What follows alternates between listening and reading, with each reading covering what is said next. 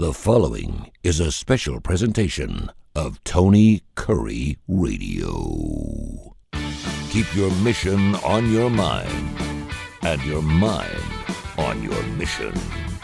This is Mission Minded with Michael Coleman.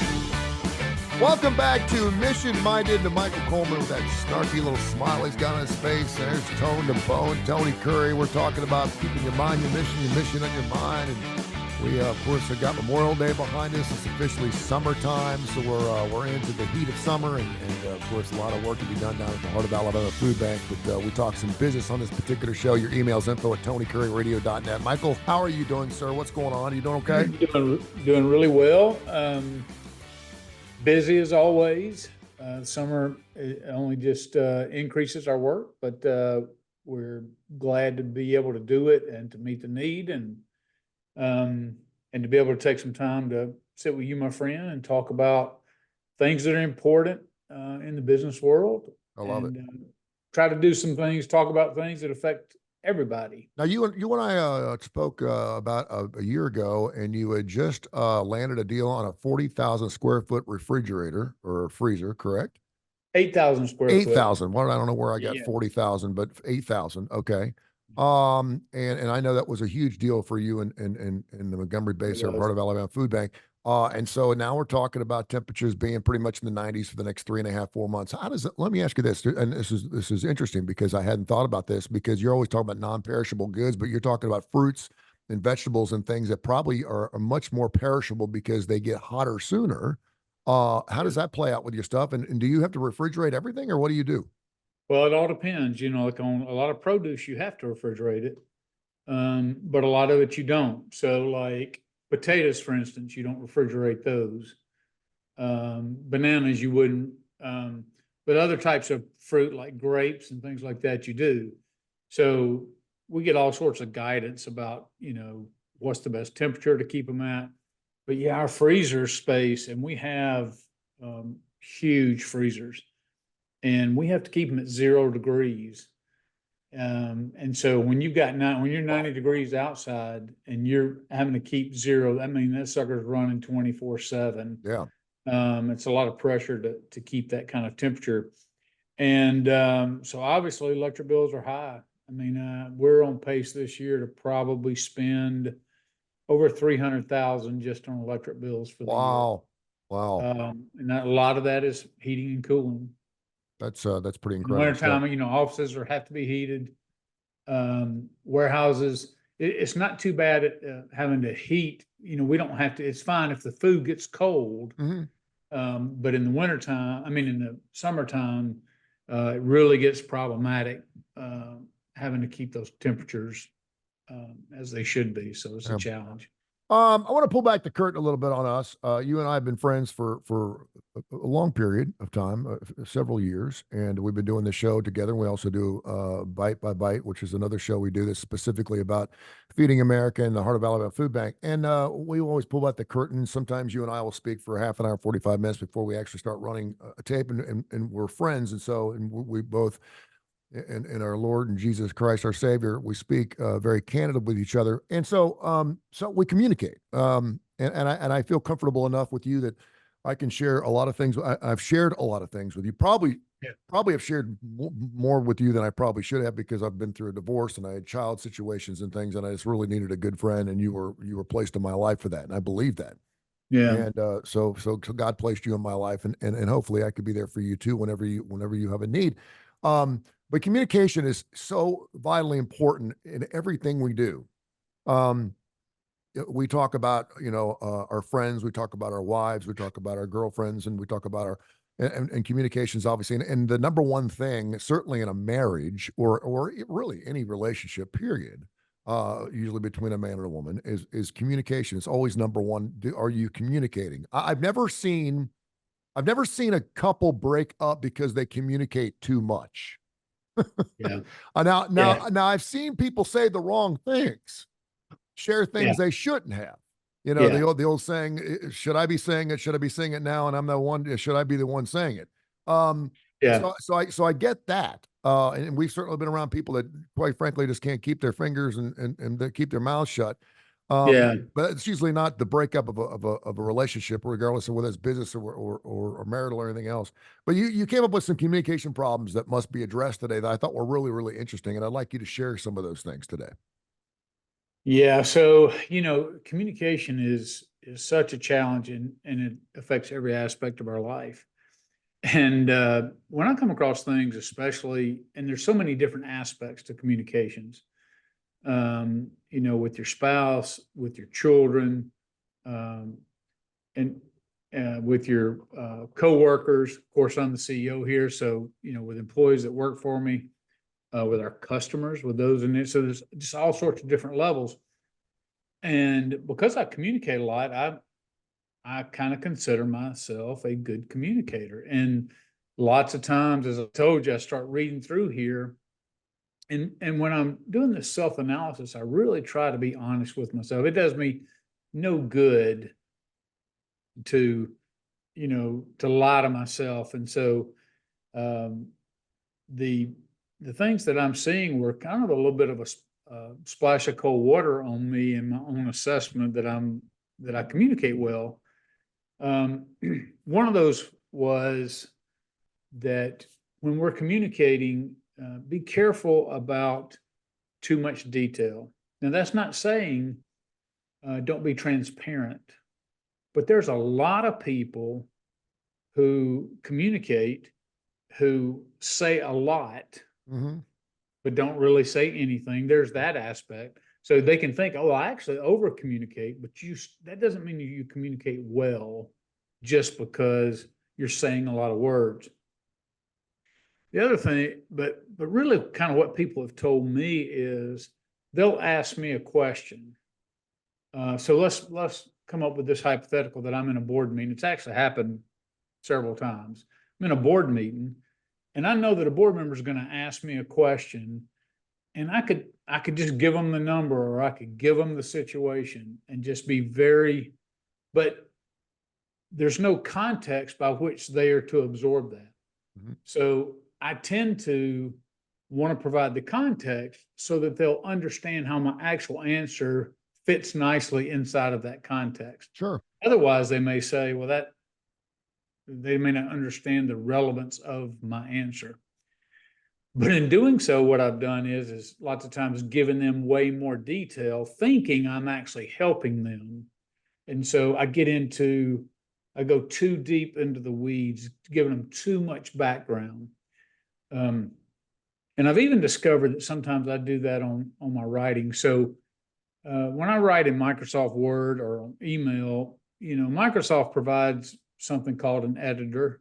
I also have an additional program called Grammarly, and it analyzes your style, your tone. It just really gets into a lot of that. And we tend to write like we speak.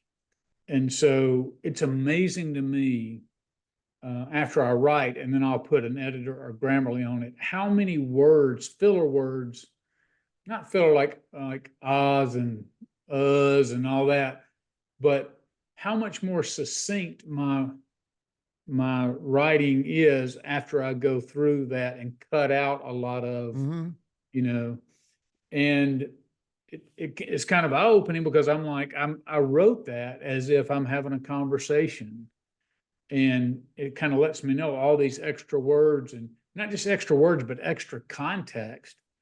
And lots of times, it's easier for me to edit other people's stuff. I can see it in other people's writings where I'm like, look, you provided all of it. All this isn't necessary. You're trying to convey this idea, but it's so much more difficult when I'm trying to do it to myself, to be my own editor as I go along. But it can really, people can get lost. I mean, think about it. You and I when I'm scrolling on Facebook, I'm scrolling on Reels. Well, you're scrolling. I mean, it's a few seconds. And then I'm evaluating, do I want more? Scroll. Do I want more? Scroll. Same thing on YouTube, all of that. And so we're really getting trained to be able to absorb just small snippets of information and then assessing, do I want more of that or do I want less? So I'm understanding how frustrating it is when somebody's asking me a question and it feels like I'm taking them around the world because I think I'm providing them context. And they're like, I just want the answer to my question. And it's because that's how, and other people who may be interested are getting lost because I'm giving them too much. I'm making them watch the whole reel when really they wanted that first 10 seconds of it. Well, So it's a again, real challenge. it depends on what they're asking, obviously, Of course, in what context. yeah. They're not asking you what the weather forecast is going to be. You could be very succinct about that. So, how did you realize that you were probably going a little too long with your context, or did you just simply have someone say, "Listen," or did you have people to stop asking you? Because after a while, you're like, "Listen, I got a friend of mine. I love this guy." And I'm not going Yeah. to say his name because it'll hurt his feelings. I love this guy. And he's been there for me. And I've known him for 35 years. But I know that every time I pick up the phone, it's going to be a 45-minute phone call. Yeah. And I love the guy. And he's a Yeah. communication guy. And that's what he does for his life as he communicates. He's a financial Yeah. guy. Yeah. And it's not that but so I have to take a deep breath. And I never answer the phone when he calls me. And he only calls me about once every month and a half, 2 months. And I have to have this sit down because I know it's not. And then the last time I spoke with him, we talked for about 15 minutes. He's like, "Well, I'll let you go. I know you're busy." And I was kind of like, wow. It was almost like someone told him, "Hey, listen, you may want to back it up a little bit, Right. because Lord knows I've done that. I mean, I've had some days where my mouth moves like diarrhea. I'm just, and Yeah. Yeah. it's Yeah. nonstop.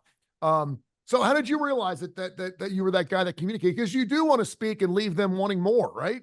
Yeah. Oh, you'd much rather leave them wanting more than saying, "Oh, I didn't think that guy'd ever shut up." So it's actually two different things. So that I cut up and tease with family, staff, friends, everybody, but I also allow them to cut up and tease with me. Mhm. And so it became kind of a little bit of a running joke that, you ask Michael a question, you're going to get read a book. And so that was one thing. And then when I was going back to the board meetings, I have my board chair, who's a friend of mine. And there were a couple of times, 2 or 3 times, this didn't happen all in one meeting, but I was asked a question and I gave a very full answer. And so the board chair turned to the other board member and said, "So to answer your question, yes." Yeah. So Mhm. it let me know I had talked 5 minutes and I really didn't thoroughly answer his question like he Mhm. wanted. Yeah. And so, you have to have self-awareness. So that was just a little tease, a little joke, but I'm getting it. They're digging at me. They're having fun at my expense, which is totally fine with me. But there's some truth in what they're saying. And so I'm like, you know what? If I'm coming across that way and it's more than one person recognizing it, I need to do a little bit better Well, but job I of mean, it. and I hope they appreciate this because I much rather have a boss that talks too much and not enough. Because I've had a lot of bosses, and it just comes across as quite frankly cold. I've had bosses look at me and go, "This is not a democratic process here. You don't get a vote in this, Yeah. so Yeah. you don't need to know this." And I'm like, "Wait a minute, I've been here for 30 years. You're asking me to do something here, and I want to know why you believe I should be doing this." And Yeah. I get shot down. So I get it that way too. Well, Yeah. sometimes it's interesting because if we know that we're a communicator in that fashion, whether it's short or long or in the medium, and we mix it up on purpose, it's kind of like you got anybody in the hallways that you always have to say hello to first. And then the one time you don't say hello to them, they look at you and go, "Are you doing okay?" Yeah. I'm like, "Yeah." And they're Yeah. like, "Well, you always say good morning to me first at 6:30 in the morning when I'm like, you know what? I am the one that's always saying good morning. I thought maybe I'd give you a shot, but because Well, you do things a little differently, all of a sudden they think something's wrong with you. right. Well, and the article kind of talks too about the flip side of that, which is the lack of context. Mhm. And I have found oftentimes, and this was what kind of really drove that, is that sometimes I'm speaking about an event. So let's say that I'm planning something, or it could be something at work, or it could be a concept we're working through, and I know all the detail. And so I share something um, that makes perfect sense. And because I see a full picture in my head, I'm like, oh yeah, well, I'm answering your question. So it's kind of the reverse side, which is you don't have a full enough picture. And then what happens is, it's happened many, many times, is people take the information. So I think they say, okay, they clearly understand what's happening. And then they leave there, and within an hour of that meeting, there's 5 different opinions about what I said. And so at those times, I'm like, wait a minute, I didn't give enough information, or I didn't provide enough context as to why I said what I said, or what the intent was. And so, yeah, there's always this fine line. And like you said, I'm with you. I'd rather give too much context Mhm. than not enough, because I think that leads to clear communication. But you don't want people shutting you down either. Now you got Inside Baseball, and you wrote these out to me, and I have read it, but some of them I don't really understand your Inside Baseball philosophy. I want you to kind of explain. I'm a baseball fan, so I want you to explain this for me. Yeah. So I've watched baseball my whole life. Hmm. And, when they talk about, when you listen to commentators, and it really doesn't matter what the sport is, but if you're not familiar with that sport, they will use lingo and references that you don't really understand. And I started getting into hockey a little bit, and I could learn what icing was, and I could learn what all sides. But I thought to myself, you know, it would be so nice if just every broadcast they would do a little educational piece to help people like myself understand for sure, that I understand what the rules are, and some of the, like I said, behind the scenes kind of stuff, and I hear just you. what led to these things. But then I thought, well, it'd be incredibly painful for somebody who was a lifelong hockey watcher. So I know why they don't really bog down the broadcast, because they're typically It not. would be nice if they put a little something in the corner of the screen, because I'm a Major League Baseball fan too, and I don't know what the hell they're talking about half the time. Everything from slugging percentage, or I know what it is, but I don't know Yeah, how they came up with it. And yeah, it'd and be they great can if they they had a come up with gloss. new stats all the time in And if you're baseball. wanting Yeah, new people to watch pickleball, tell me how it's played. I mean, yeah, because the people that are watching it are already fans. Because those that's people right. don't need to know the rules or glossary, because they're already, well, you're not trying to get them, you're trying to get the peripheral fans, you're trying to get new fans. So fill me in. That's another thing. Yeah. And coming up here, the Olympics. The Oh Olympics yeah. would be so much better if they once in a while would explain to me, how many laps are we going around this track, or where are we running from this point to Yeah. this point? And And what are the what, I see downhill skiers all the time, and it's just, they just say, yeah, he's taking this corner and taking that corner. But, I don't know the tension and the pressure, and how you navigate a course, and the things that you're taking into mind. So it's, yes, that kind of same thing. So take that into a business environment. And I can even reflect back in my Army days.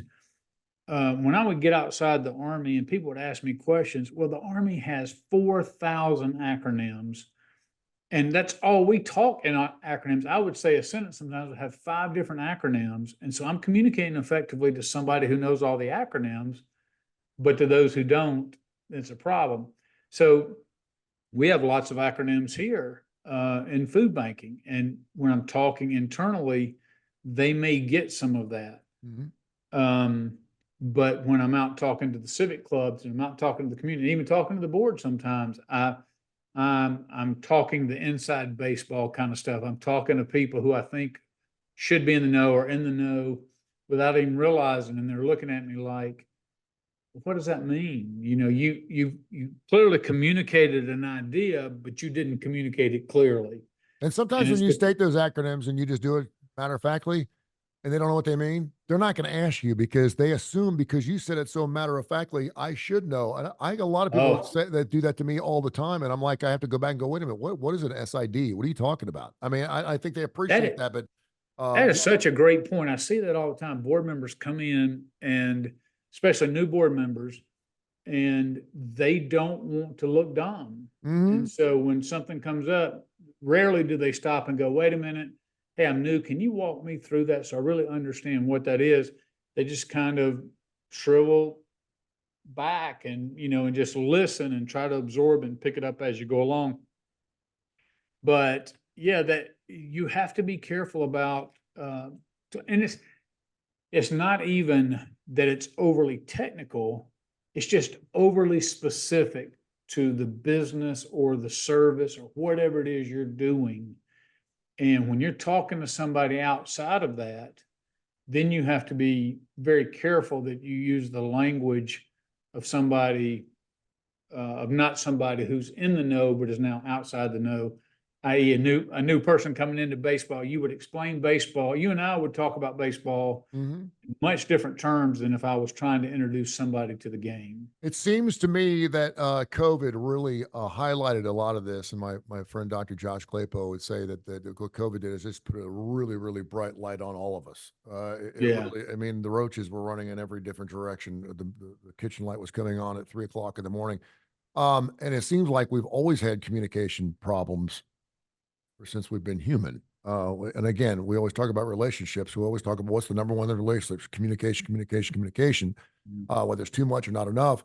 But we are seeing, and you and I have done several shows on kids that are just graduating college now, and all of a sudden they think they're going to go out there and get a $200,000 job, and perhaps they don't even know how to go through a resume or an interview process because everything's been done by Zoom over the last couple of years. How have you seen communication change, or have you seen communication change, just say in the last 3 or 4 years? And then, I keep telling my sons, my son just has a year under his belt, and I just make it as basic as I possibly can.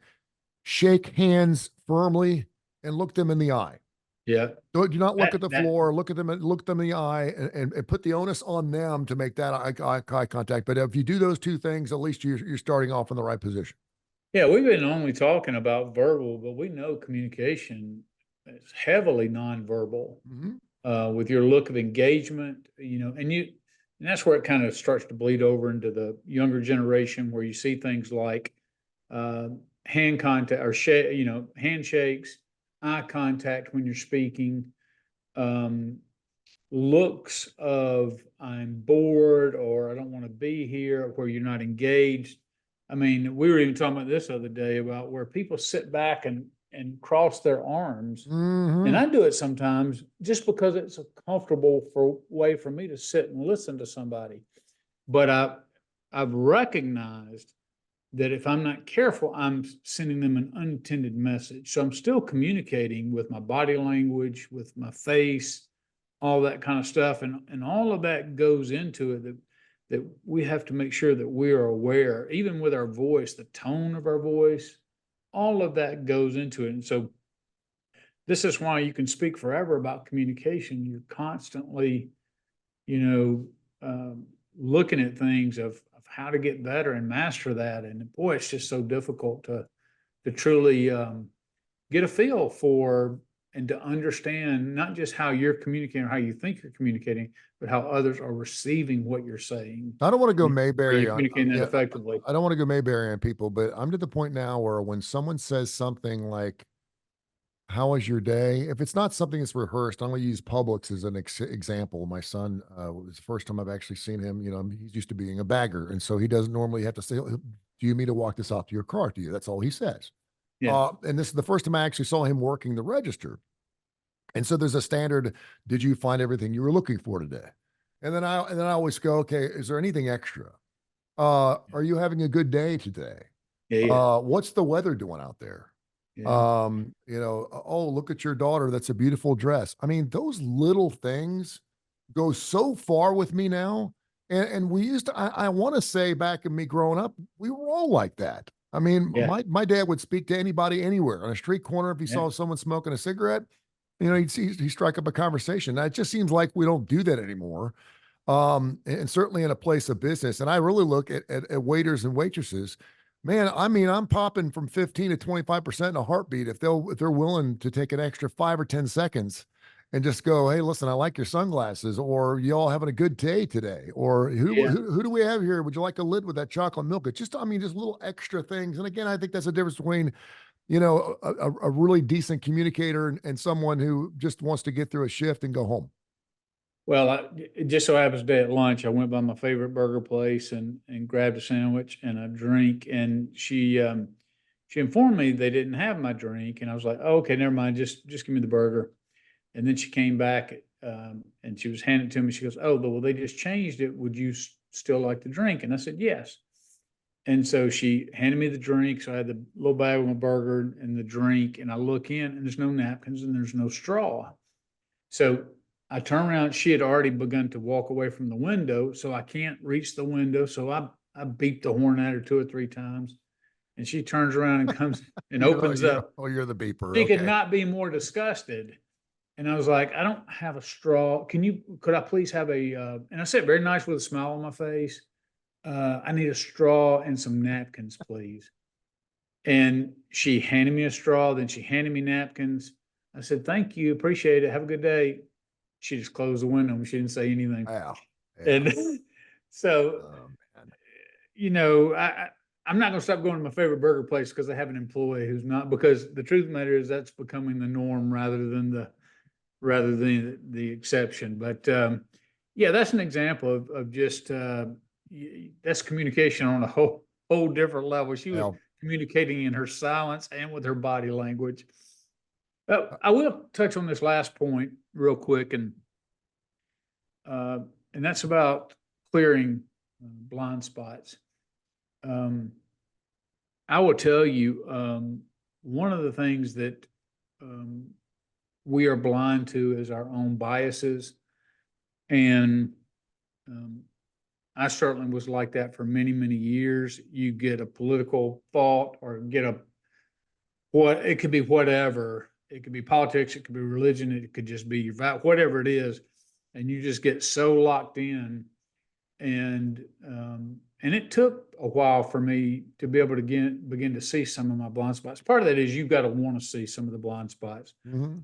But sometimes it's just, and so because I've cut up with people and they cut up with me, when 3 or 4 people start hitting you with stuff and you're like, man, everybody's teasing me about that, so it must be a real thing. Uh-huh. And then it's like, boy, I have a blind spot. And I think one of the primary reasons we have blind spots, this is just my own personal feeling. I love this analogy, by the way. This is the first time I've heard this analogy used, but I love it. Continue. Yeah, so it's just my own personal thing, but it's because when we evaluate what we say and what we do, we always look at it through the lens of what our intentions were. We say something hurts somebody's feelings. We say, "I didn't mean to hurt your feelings." So we look at the action, but we also include all our motives, and then we tend to excuse it. When we judge other people, we just look at the action. What was the result? We don't tend to take into account what they're, so that means we tend to excuse what we do, and then we hold other people to a tough standard. And what happens is when you're like that, you're always excused. You can easily build a lot of blind spots in what you're communicating and how you communicate. And so you need to, I think there's all sorts of different ways to do it. They don't have to be dramatic. Like I said, I'm blind on some of the things I'm blind with. Just my Grammarly points out to me things. And I'm like, man, I got too many words in here. I'm communicating. I don't need all these words to communicate, but I think I do to be effective. To having a wife and children and friends and all that, staff who are cracking on you nonstop, reminding you of all these things. But I don't get sensitive, at least most of the time I don't get sensitive about it. I really take it to heart to say, well, they're really telling me something, because they wouldn't be doing that if I wasn't really in some way consistently coming across that way. So I'm like, you know what? I need to take those blinders off, and I need to start listening, whether it's in fun or whether it's serious, and really start paying attention to some of those things and making corrections as I go along in life. And I think as I've done that, I've gotten better. But when I read articles like this and I give myself an honest evaluation, it's like, brother, you still got a pretty good ways to go. Yeah, we're still learning day by day, man. It's all That's good. right. Mission Mighty, you can hear this at least 5 days a week here on the TK. I was taking a long walk a couple of days ago, and we've got like 13 or 14 different shows. And so we move things around so people could hear different times. And our show actually came on, and I got a chance to actually go back and critique myself, which is not normally people are like, don't you listen to your own shows? I'm like, I've already done it once. But it was actually really interesting to go back and listen. So I learned some things about how I communicate as well. So great stuff. And make sure you listen to Bite by Bite, which is another show. It's a little shorter, but it's very specific to the needs of the hungry in and around the Birmingham and metropolitan areas of Montgomery and the entire state of Alabama, because you cover 35 counties. So we'll do that show coming up here next. Of course, you can find all those shows wherever you get your favorite podcast at Tony Curry Radio Podcast Network. Thank you, Michael. Appreciate you, man. Enjoyed it as always.